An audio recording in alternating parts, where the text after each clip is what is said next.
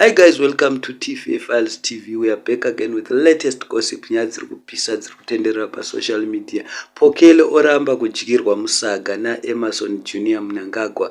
Pane video iri kutenderera pasocial media vakatogara zvavo vachichodana vachibatana vari kuclub.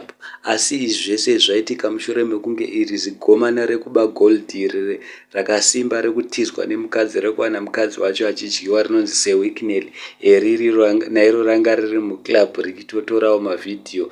Ipapo pakutora mavidhiyo rabva rasanganisa naPokello naEmmerson Junior Mnangagwa, asi vamwe vanhu vadedzera kuti rinenge raita nemauni, ranga risingaoni here. Saka vanhu vava vachidedzera kuti Pokello ndiwe kumaclub, hapana zvokuti aramba kudyirwa musaga, uye anongoshandiswa chete kana vakabva kunonwa doro vakabva kumaclub vomuita lula zvinongoperera ipapo. Asi vamwe vanhu varamba vakati aiwa, imi muri kutaura zvakadaro, asi siyai zveni Pokello atore mari. Pokello tora bhegi, idya mari iyo wakanyarara, usave nebasa nezvese zviri kutaurwa nevanhu.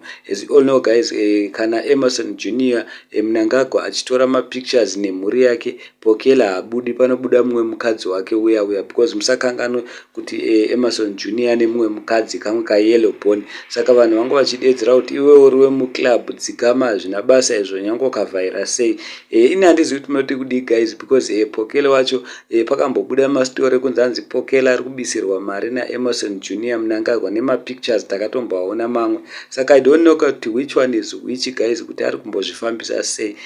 Vamwe vanhu vanga vachidedzera kuti aiwa, Emmerson Junior anenge anoona kunge Pokello anonaka, saka anofarira Pokello when it comes to lula. Handizivi guys, please comment down below mutiudze kuti chii chiri kuitika. Is it kuti wicknell aitawo nemauni here, angaida kuonesa vanhu kuti chii chiri kuitika kana kuti hameno.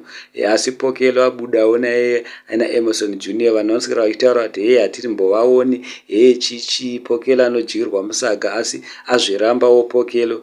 Mapictures aripo asafesa ari kutenderera pasocial media guys. Thank you so much. Don't forget to subscribe and like our videos.